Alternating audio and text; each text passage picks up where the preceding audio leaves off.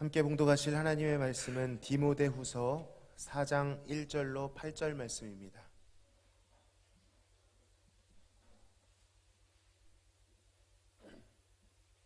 디모데후서 4장 1절로 8절 말씀 한 절씩 교독하시고 끝절은 합독하도록 하겠습니다. 하나님 앞과 살아있는 자와 죽은 자를 심판하실 그리스도 예수 앞에서 그가 나타나실 것과 그의 나라를 두고 엄히 명하노니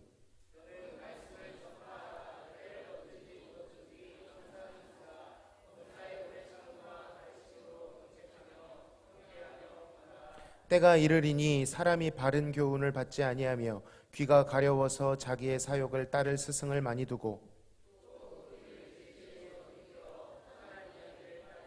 그러나 너는 모든 일에 신중하여 고난을 받으며 전도자의 일을 하며 내 직무를 다하라.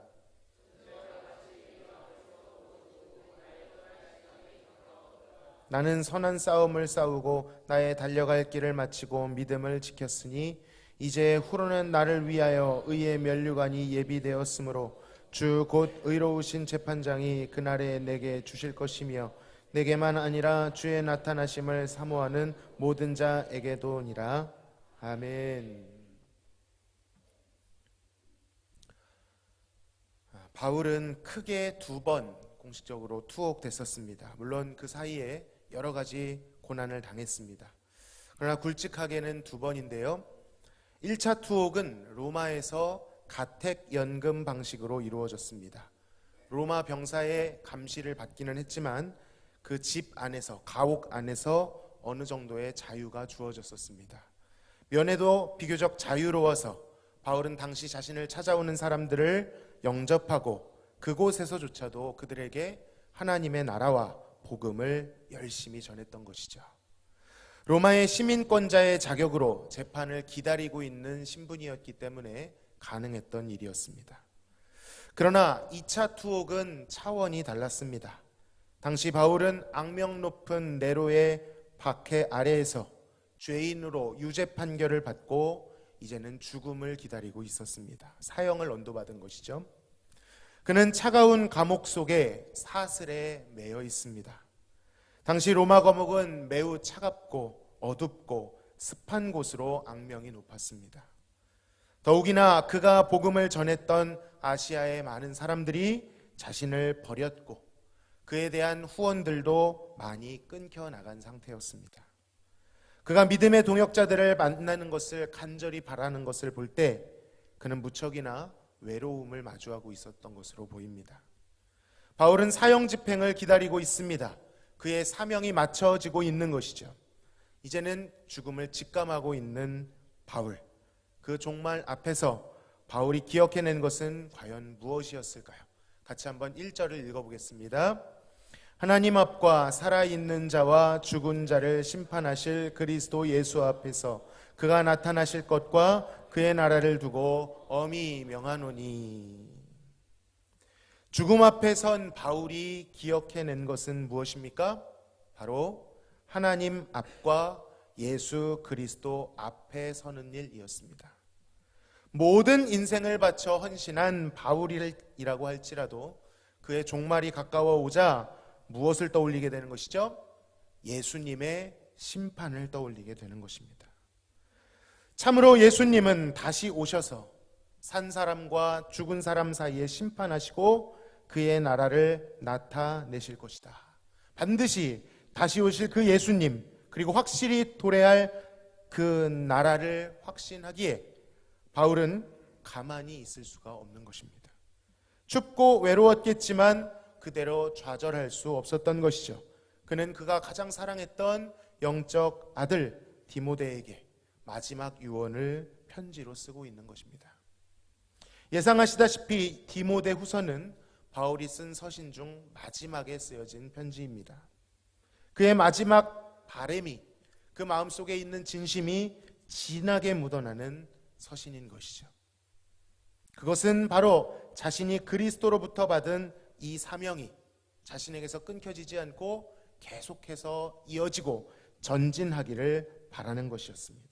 강력하게 이것을 원했던 것이죠. 그래서 그레데인에게 사역하고 있는 디도에게와 바울을 대신해서 에베소 교회를 섬기고 있는 디모데에게 그 진심이 담겨져 있는 편지를 썼으니 그것이 디도서와 디모데서인 것입니다. 그 중에서도 이 디모데후서는 매우 정돈된 어조로 임박한 죽음 앞에서 마지막 유언을 나타내고 있습니다. 바울은 그가 사랑하는 아들 디모데에게 엄히 명하고 있습니다. 단순히 무섭게 협박했다 그런 뜻이 아니라 매우 또렷하게 강조하며 명하고 있는 것입니다. 예수 그리스도의 의로운 심판 앞에 서서 그 어느 때보다도 절박하고 두근대는 마음으로 디모데에게 교훈하고 있는 것이죠. 그 내용이 오늘 본문 2절입니다. 같이 읽습니다. 너는 말씀을 전파하라. 때를 얻든지 못 얻든지 항상 힘쓰라. 범사에 오래 참음과 가르침으로 경책하며 경계하며 권하라. 디모데를 향한 바울의 명령, 그 핵심은 무엇이죠? 말씀을 전파하라는 것입니다. 이 말씀은 전체적으로 보면 성경 전체를 가리키는 것이겠지만 이 바울의 사역과 문맥을 봤을 때 구체적으로 복음을 가리키는 것입니다. 예수 그리스도께서 구약의 약속대로 오셨다는 것, 그가 참 하나님이신 동시에 참 사람이 되어 인간의 모든 죄를 대속하셨다는 것, 율법과 할례가 아니라 오직 우리를 위하여 십자가에 달리사 죽으신 그리고 부활하신 예수 그리스도의 공로를 믿을 때에만 구원을 얻게 된다라는 정확한 복음이었던 것이죠. 사랑하는 성도 여러분, 뭉뚱거려서는 안 됩니다.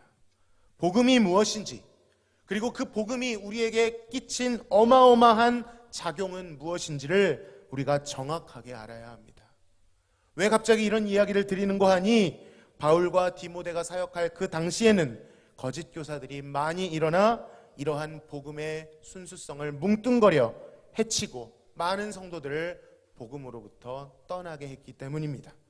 그들의 훼손 때문에 복음이 마치 시시한 것처럼 뭉뚱거려진 것처럼 취급을 받았다는 것입니다. 1차적으로 이 말씀을 전파하라는 것은 설교자인 디모데에게 설교를 하라는 뜻으로 받아들여지고 있습니다. 목회자였고 성경의 교사였던 디모데가 에베소 교인들을 이 거짓 교사로부터 말씀과 복음으로 지켜낼 것을, 치열하게 싸울 것을 엄히 명하고 있는 것이죠. 그렇다면 목회자들과 사역자들에게 주는 지침이니 평신도에게는 해당이 안 되는 것일까요? 전혀 그렇지가 않습니다. 이 말씀을 그냥 1차적인 의미에서 머물러 봐도 성도들의 입장에서 받아들이면 그 말씀을 받는 입장에서 선포되는 하나님의 말씀, 선포되는 그리스도의 복음, 그것에 더 귀를 기울이고 그 복음 안에 젖어들어 복음에 참된 것을 깨달아 복음을 살아내라는 명령과 같은 명령인 것입니다. 방향만 다를 뿐인 것이죠. 그리고 2차적으로 이 선포된 복음의 청종함과 동시에 복음이 우리의 삶을 다스릴 수 있도록, 그리고 그 말씀을 통하여 우리의 삶에 복음의 재생산이 일어날 수 있도록, 말씀이 우리를 통하여도 전파될 수 있도록 우리는 이것을 해석해내야만 하는 것입니다. 우리 모두는 전도자로 복음의 나팔수로 그리스도의 편지로 부르심을 받았기 때문입니다. 여기 있는 모두가 부르심을 받은 줄로 믿습니다. 자, 그런데 언제 말씀을 전파하라고 하십니까? 어느 때에 전파하라고 하시죠? 본문은 때를 얻든지 못 얻든지 항상 힘쓰라고 말씀합니다. 그리고 이 일을 위해 범사에 모든 일에 오래 참음으로 가르치고 경책하고 경계하고 권하라 라고 말씀합니다. 이 말은 대화의 흐름도 사람 간의 관계 같은 것 다 무시하고 만나는 사람마다 무턱대고 입만 열면 예수천당 불신지옥 그렇게 밀어붙이라는 뜻은 아닙니다. 오히려 그렇게 할 때 무례한 태도를 지적받을 수 있죠. 역효과가 날 수도 있습니다. 상대에 대한, 이것도 어쨌든 인간의 관계이기 때문에 상대에 대한 예의와 존중은 중요한 문제입니다. 이 문제에 있어 성령님께서 인도해 주시고 그 입에 말을 넣어 주시고 적절한 말과 태도와 지혜를 주실 것을 우리는 간구하며 나아가야 합니다. 그러나 한편으론 한번 정직하게 생각해 봐야 합니다. 말씀과 복음을 전하는 데 있어 지나치게 복음을 부끄러워하고 자신 없는 태도로 조심스러워한 나머지 상대에 대한 예의와 존중을 핑계로 우리는 복음을 전하지 않고 있지는 않은가?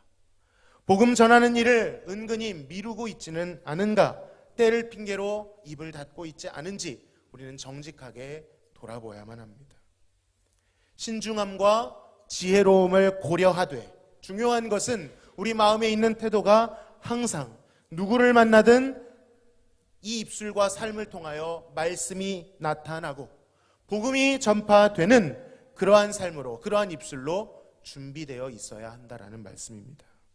우리의 모든 말이, 모든 행동이, 선택이 복음 전파를 염두에 둔 선택이어야 된다라는 것이죠. 바울의 사역은 실제로 그랬습니다. 가택 연금되어 있는 그 순간 할 수 있는 대로 어떻게 해서든 복음을 전하기를 원했죠. 성도들을 만날 수 없으면 편지를 써서라도 그 복음을 전했습니다. 완전히 투옥되어 있는 이 와중에도, 2차 투옥되어 있는 와중에도 복음의 사역이 이어질 수 있도록 편지를 쓰고 있는 바울입니다. 그러니까 때를 얻든지 못 얻든지라는 말은 조금 더 적극적인 말로 한마디로 바꾸면 어떻게 해서든지라는 말로 바꿀 수 있는 것이죠. 실제로 바울이 이런 단어를 썼습니다. 어떻게 해서든지 너희에게 좋은 길, 나아갈 좋은 길 얻기를 구한다. 그는 어떻게 해서든지 복음을 나타내려 했다는 것이죠. 이것이 마음의 동기에 있다면 때를 얻든지 못 얻든지라는 말이 이해가 갈 것입니다. 이 복음에 대한 열정이 마음에 없다면 때를 얻든지 못 얻든지가 이해가 안 갈 것입니다. 자꾸 미루게 되는 것이죠. 우리도 바울과 같이 산자와 죽은 자를 심판하시는 예수님 앞에 언젠가 서야 합니다. 그 앞에 우리의 모든 산 날을 결산할 때가 있을 것입니다. 복음을 영접하고 나는 그 복음에 입각한 삶으로 살아왔는가? 아니면 부르심을 받았음에도 불구하고 나의 안위와 욕심에 갇혀 사리사욕을 위하여 나의 배를 위하여 살지는 않았는가? 우리 모두가 피해갈 수 없는 어미하신 질문인 것이죠. 우리가 이 부르심을 받았다는 것을 확신한다면 우리는 모든 것을 동원하여 복음을 나타내는 삶을 살아야 할 줄로 믿습니다. 함부로 말할 수가 없습니다. 어디 가서 함부로 행동할 수 없습니다. 교회에서와 세상에서의 삶이 이중적으로 갈라질 수가 없습니다. 어느 때에든지 복음이 나를 통해 전해지기를 원한다면, 복음을 염두에 두고 행동을 한다면 함부로 내 마음대로 행동할 수가 없는 것이죠. 때를 얻든지 못 얻든지 언제 하나님께서 나의 행동과 말을 통하여 복음을 전하실지 모르기 때문에 우리는 늘 하나님 앞에서 심판하신 예수 그리스도 앞에서 살아갈 수밖에 없는 것이죠. 주께서 언제 우리의 삶을 복음의 통로로 사용하실지 모른다는 이 긴장감과 또 반대로 기대감을 가지고 살아야 할 줄로 믿습니다. 그런데 문제는 이것이 쉽지 않다라는 것이죠. 때를 얻든지 못 얻든지 말씀을 전파하기를 힘쓰라고 하는데, 그 때를 상관없이 힘쓰라고 하는데 3절에서는 때에 대해서 소개하고 있습니다. 때가 이르리니 사람이 바른 교훈을 받지 아니하며 귀가 가려워서 자기의 사욕을 따를 스승을 많이 두고 또 그 귀를 진리에서 돌이켜 허탄한 이야기를 따르리라. 때를 얻든지 못 얻든지 말씀을 전파하라고 하는데 그때는 어떤 때입니까? 말씀을 거절하는 때입니다. 바른 교훈을 듣기 싫어합니다. 자신들의 사리 사욕을 채워주는 그러한 간지러운 이야기들만 듣고 싶어하는 때가 임한다는 것이죠. 거짓 스승을 구하게 됩니다. 그들의 메시지, 자신을 위해 살고 자신을 사랑하라고, 자기 만족을 위하여 살으라고 부추기는 세상의 메시지가 가득할 때가 있다라는 것입니다. 세상은 이런 것에 열광합니다. 죄가 그저 연약함인 것으로 여깁니다. 우리의 깊숙한 곳부터 올라오는 이 죄의 완악함보다 다 이유가 있는 것처럼, 상처받아서 그런 것처럼, 죄인은 없는 것처럼 세상은 거짓으로 우리를 호리고 있는 것이죠. 거짓 교사들이 이 당시에도 판을 치고 있었습니다. 많은 언변가들이 있었습니다. 그들이 궤변을 늘어놓으며 결국에는 자아를 추구하도록 만들었습니다. 아름다워 보이는 미사여구를 늘어놓지만 허공을 떠도는 실체 없는 모호한 이야기, 이상에 대한 이야기, 그런 것들을 통하여 결국 자신들의 욕망을 옹호하고 권력과 인기를 붙잡게끔 만드는 그러한 메시지들이 가득했던 것이죠. 그리고 이러한 거대한 풍조는 지금 역시 흐르고 있습니다. 거절하기가 쉽지 않습니다. 왜 그렇습니까? 다수가 다 그렇게 살아가고 있기 때문에 마치 그것이 일반적인 상식인 것처럼 여겨지고 있는 것입니다. 세상의 메시지들을 돌아보십시오. 오늘날도 다르지 않습니다. 점점 이 정의와 공의가 이미지화되고 있는 것을 봅니다. 이것을 점점 감성적으로 받아들입니다. 좋은 말 같은데 알맹이가 하나도 없습니다. 그리고 유행을 탑니다. 어제와 오늘 다른 메시지를 던집니다. 일관성도 없고 기준도 없습니다. 그저 그 말이 어제 우리의 마음을 울릴 수 있지만 오늘 우리를 매장시키는 말이 될 수 있습니다. 특히 젊은이들 사이에 이런 일들이 많이 일어납니다. 굉장히 이 의라고 하는 것을 이미지화시킵니다. 예능화시키고요. 미화시켜서 오늘날 많은 매체에서 절대적인 기준 없는 잘못된 의를 가르치고 있습니다. 동성애가 대표적인 것이죠. 계속 가랑비에 옷 젖듯이 이것을 미화하는 작업을 합니다. 눈물샘을 자극하고요. 의미 없는 눈물을 흘리며 그것이 힐링이다라고 이야기합니다.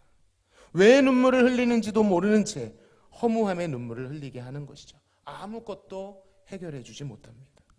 결국에는 사람의 욕심을, 정욕을, 특히 자신을 사랑하고자 하는 그 욕구를 자극하는 메시지를 쏟아냅니다.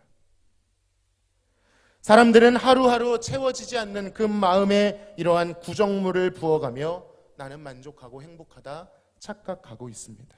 마음에 커다란 구멍이 점점 넓어지는지도 모르고 말이죠. 그러나 그 안에는 진리가 없습니다. 인간의 생명과 죽음에 대한, 그 죽음을 이르게 한 죄에 대한 해답이 없는 것이죠. 진지한 아픔이 없습니다. 죄에 대한 애통도 없습니다. 흙탕물 속에서 서로를 헐뜯고 탓하고 있을 뿐 아무런 대안도 없습니다. 이와 같이 거대한 풍조를 막아서는 것은 어쩌면 저항하는 일입니다. 그래서 그 일에는 저절로 되는 것이 아니라 힘씀이 필요하고 오래 참음이 필요하며 가르침과 경책과 경계가 필요한 것이죠. 사도 바울은 디모데에게 이러한 거대한 풍조, 하나님의 말씀을 거스르는 때에 이렇게 권면합니다. 5절을 같이 한번 읽어보겠습니다. 시작.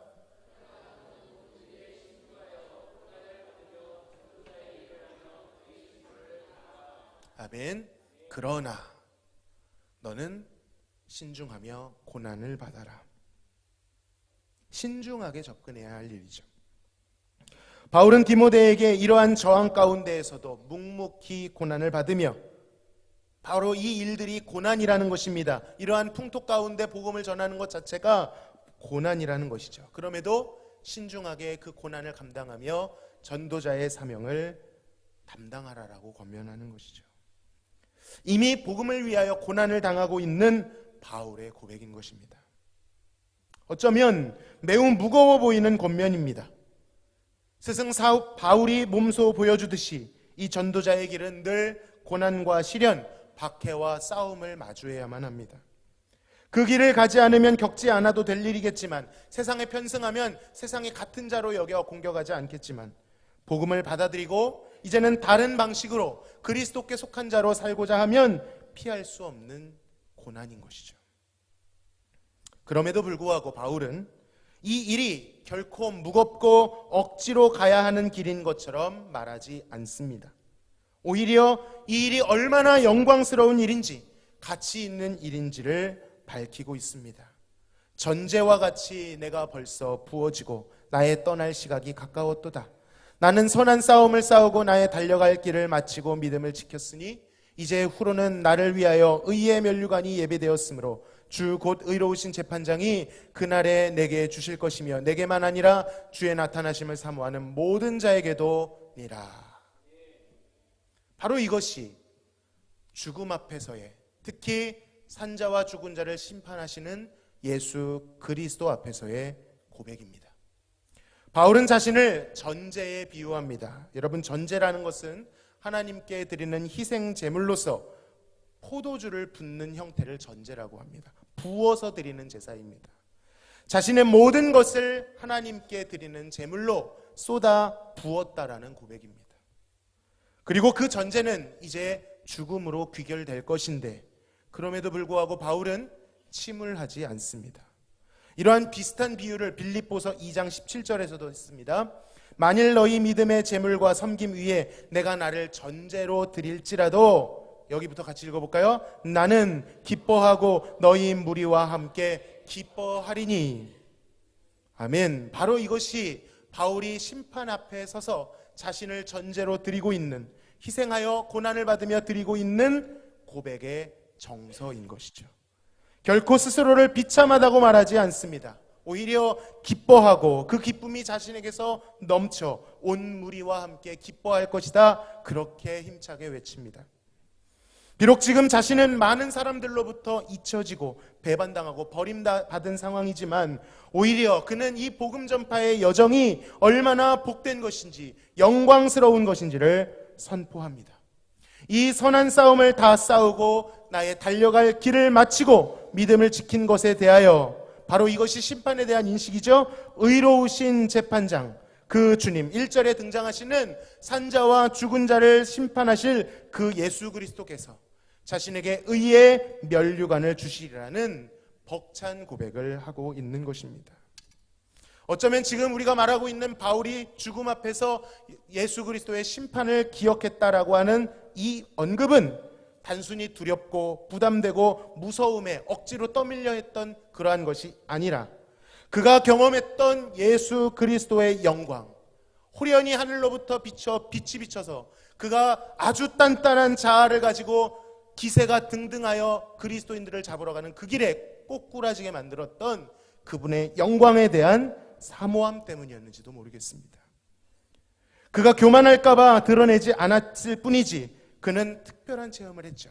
하나님의 나라와 예수 그리스도의 임재에 대한 아주 특별한 체험을 했습니다. 다 알 수 없지만, 그 경험이 무엇이었는지 다 알 수 없지만, 그는 그것을 경험한 뒤에 이 땅에 살아도 좋지만 당장 그 영광의 주님 곁으로 가도 나는 오히려 더 좋겠다. 다만 너희를 복음으로 섬겨야 하기에 이 땅에 있는 것이 지금은 좋다. 그렇게까지 말했습니다. 그만큼 예수님의 영광이, 그 심판하시는 예수님의 보좌가 사모되었던 것이죠. 그만큼 바울에게는 복음이, 예수님이 엄청난 진리였던 것입니다.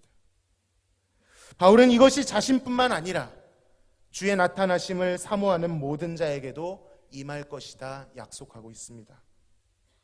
자신이 경험한 이 영광이 디모데 너에게도 임할 것이다. 네가 이 약속을 믿고 그 부르심에 응답하여 복음을 전하는 삶을 살 때, 말씀을 전하는 삶을 살 때, 이 고난 가운데 예수 그리스도를 믿으며 나아갈 때 너에게도 임할 것이다 라고 그 후배에게 전하고 있는 것이죠. 바울이 말씀을 그토록 전했으며 디모데와 또 그 후배들에게 전하라고 권면하는 원동력은 바로 이것입니다. 바울이 경험한 예수 그리스도, 복음의 영화로움인 것이죠. 이것이 없이는 전적으로 그 사명에 뛰어들 수가 없습니다. 흉내는 낼 수 있겠죠. 그러나 억지스럽고 기계적인, 그리고 행복하지 않은 사역이 될 것입니다. 그러나 바울과 같이 정말 복음 안에 능력이 있다는 것을 알게 된다면, 유대인이나 헬라인이나 두 축 아닙니까? 패러다임의 두 축입니다. 아주 강력한, 허물 수 없는 그 축일지라도 그 모두를 구원하실 수 있는 하나님의 능력이 된다라는 사실을 알게 되면, 나와 같은 소망 없는 죄인일지라도, 나를 덮은 이 인생의 저주 같은 것일지라도 예수 그리스도의 보혈로 인하여, 그의 부활로 인하여 복으로 바뀌었다라는 것을, 이래는 원수와 하나님의 원수가 되어 진노를 받는 자들이 아니라 하나님의 사랑과 자비를 받는 자들이라는 이 비밀을 알 수만 있다면, 정말로 그것이 좋은 것이라는 것을 진정으로 알게 된다면, 전하게 될 것이다 라는 말입니다. 그의 영광이, 그 복음 안에 있는 사랑이, 생명력이 우리를 강권하여 우리 마음에 뜨거운 불을 일으키기 때문입니다. 복음을 전하게 되는 것이죠. 사랑하는 성도 여러분, 그렇다면 우리의 질문은 이것이 될 것입니다. 복음을 알고 있는데 왜 전하지 않나요?가 아니라 정말 복음을 믿으십니까? 정말 예수 그리스도가 나를 사망과 절망에서 건져내신 유일한 소망이라는 사실을 믿고 의지하고 계십니까? 세상은 썩어 없어지겠지만 영원하신 예수 그리스도께서 산자와 죽은 자 가운데서 의로운 심판자로서 다시 오게 될 것을 믿으십니까? 이 질문 앞에 서야 하는 것이죠. 우리의 마음에 다시 한번 복음의 불길이 뜨겁게 지펴지기를 간구합니다. 세상의 것들이 얼마나 허탄한 것인지를 볼 수 있는 눈이 열리기를 바랍니다. 복음이 얼마나 영광스러운 것인지, 귀한 것인지, 그 거대한 비를 맞는, 하나님이 내려주시는 은혜의 단비를 맞는 성도님들 되시기를 기도합니다. 그 복음을 묵상할 때 우리의 마음이 뜨거워지기 시작합니다. 가만히 있지 못하게 되는 것입니다. 어떻게 해서든지 나의 삶을 통해 복음이 전파되고, 어떻게 해서든지 모든 상황을 통해 하나님의 영광을 배웁기를 원하는 것이죠. 위대한 선교사 짐 엘리엇은 이렇게 말했습니다. 영원한 것을 얻기 위하여 영원하지 않은 것을 버리는 사람은 결코 어리석은 자가 아니다. 우리에게도 이러한 마음이, 영원하고 가치 있는 복음이 우리의 마음에 닿기를 소망합니다. 비록 때가 악하고 복음 전하기 쉽지 않은 시대임은 분명하지만, 그럼에도 불구하고 그러한 때일지라도 때를 얻든지 못 얻든지 어떻게 해서든지 내 삶을 통하여 내가 있는 하나님의 허락하여 주신, 줄로 재어주신 그 구역에 말씀이, 복음이 나타나고 전파될 수 있는 그러한 한 주 사시기를 주 안에서 간절히 소망합니다. 아멘. 우리 이 시간 같이 한번 찬양하며 기도하는 시간 갖겠습니다.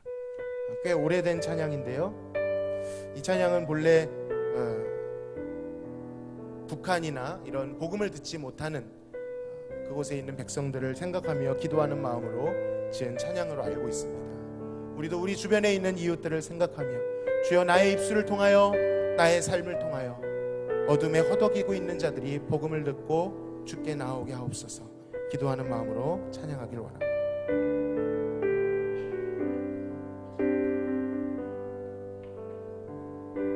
저 죽어가는 내 형제에게, 저 죽어가는 내 형제에게 생명을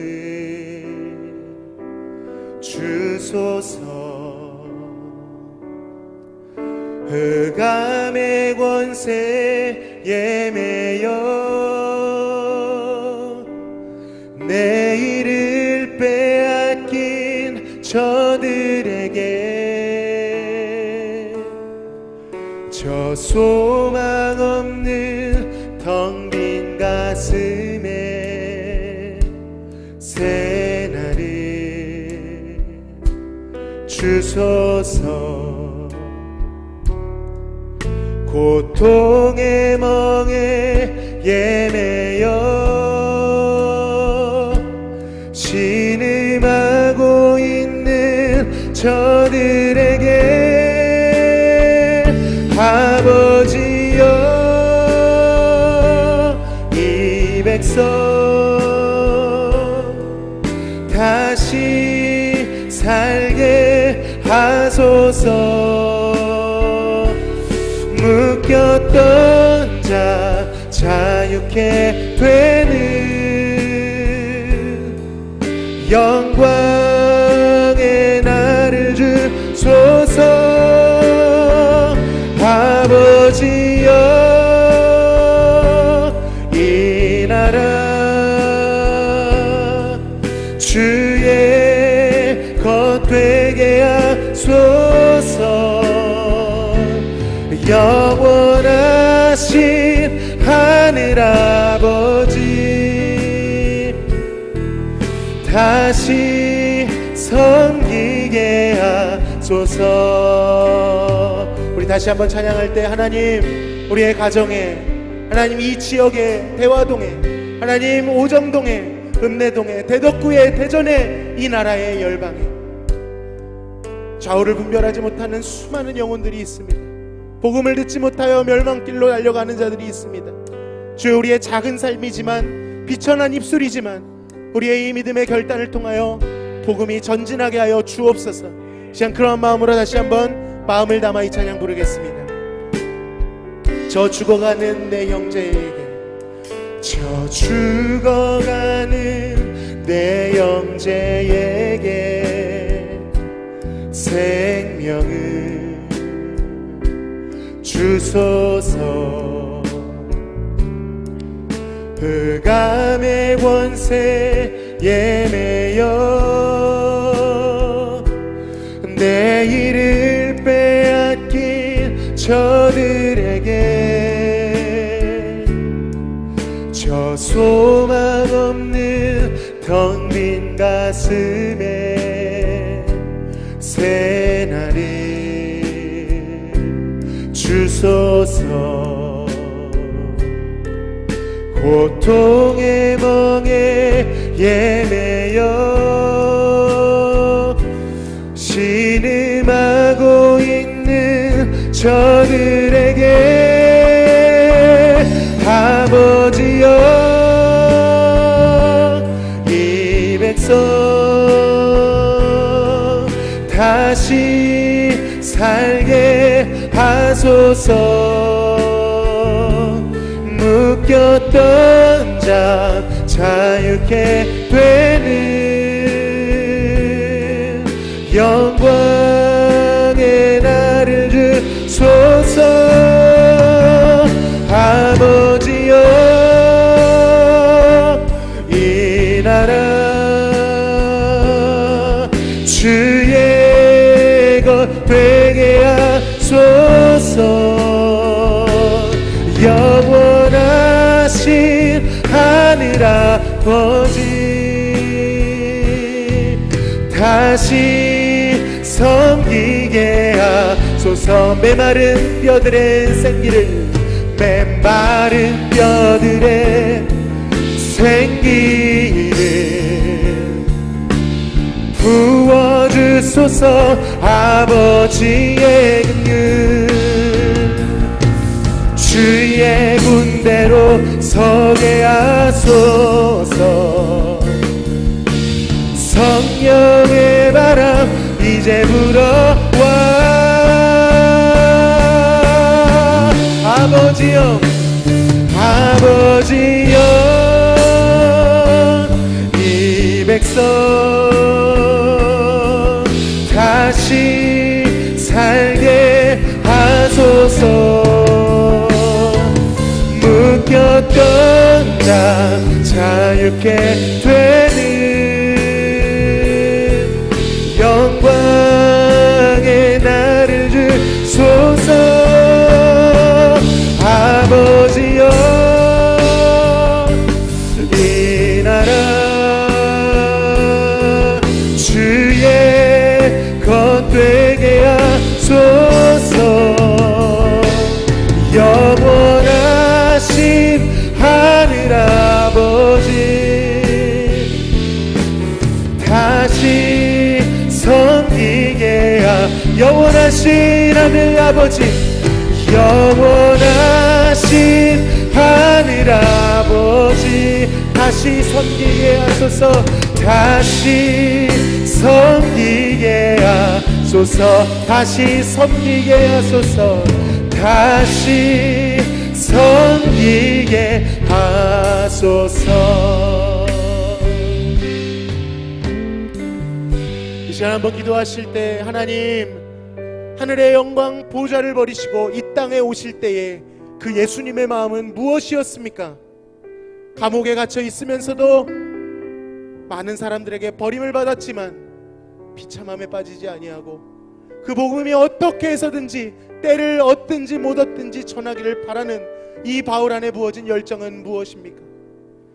비록 때는 말씀을 거부하고 신앙을 벗어나고 자신의 귀를 간지럽게 해줄 수 있는, 시원하게 해줄 수 있는 그러한 메시지만을 기대하지만, 그리하여 이것이 고난일 수 있지만 그럼에도 불구하고 그 죽음 앞에서도 복음을 전하기 위한 이 마음은 오직 그 복음의 영광을 알 때뿐인 줄로 믿습니다. 이 시간 기도할 때 하나님, 우리의 마음을 다시 한번 복음으로 뜨겁게 하여 주시옵소서. 그래야 우리가 가는 곳곳마다 그저 사람을 세상 사람과 같이 대하지 아니하고 어떻게 해서든지 나의 삶을 통하여 복음이 전해지게, 말씀이 나타나게 하여 주옵소서. 그리스도가 나타나게 하여 주옵소서.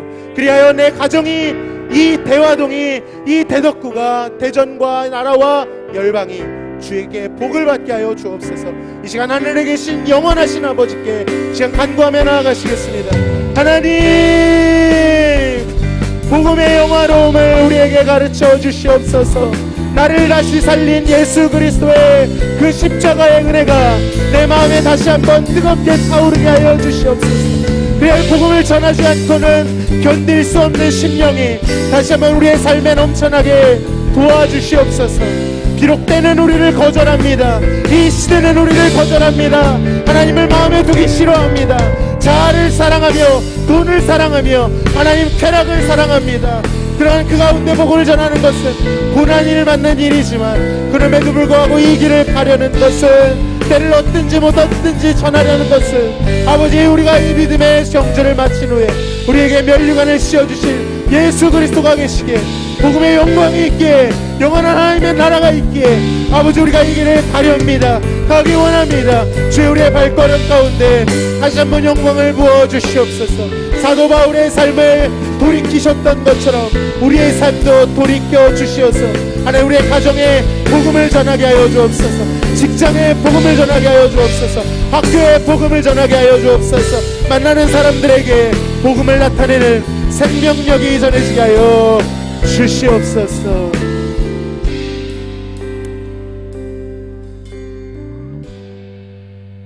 오 하나님, 감사합니다. 이 대화지역에 대화교회를 세워주심을 진심으로 감사합니다. 어둠 가운데 허덕이는 자들을 그대로 두지 아니하시고 복음의 보루를 세우시고 전초기지를 세우셔서 이 영혼들을 섬길 수 있도록 인도하여 주심에 감사를 드립니다. 원하옵기는 저희들은 연약하오니 하나님, 말씀을 거절하고 하나님을 마음에 두기 싫어하는 이 시대에 복음을 전하는 일은 고난이겠사오나 바울의 마음을 우리에게 주시어서 예수 그리스도의 죽으심과 부활이 우리의 마음을 다시 한번 뛰게 하고 그 부활의 영광으로 인하여 우리의 삶 속에 복음을 전하지 않고는 견딜 수 없는 마음을 허락하여 주옵소서.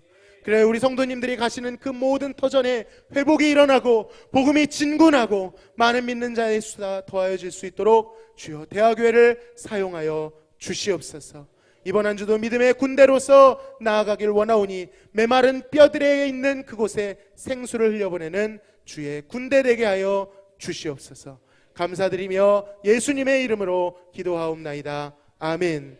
지금은 우리를 죄에서 구원하신 예수 그리스도의 크신 은혜와 아버지 하나님의 극진하신 사랑하심과 성령님의 교통 충만 내주하심이 바울의 권면과 같이 때를 얻든지 못 얻든지 말씀을 전파하기를 원하고 복음의 영광으로 충만하여서 고난 중에라도 기뻐하며 하나님의 그 영광스러운 복음을 우리가 만나는 사람들에게 전하기를 원하는, 사모하는 모든 심령들 머리 위에 지금으로부터 영원토록 함께 계실지어다. 아멘.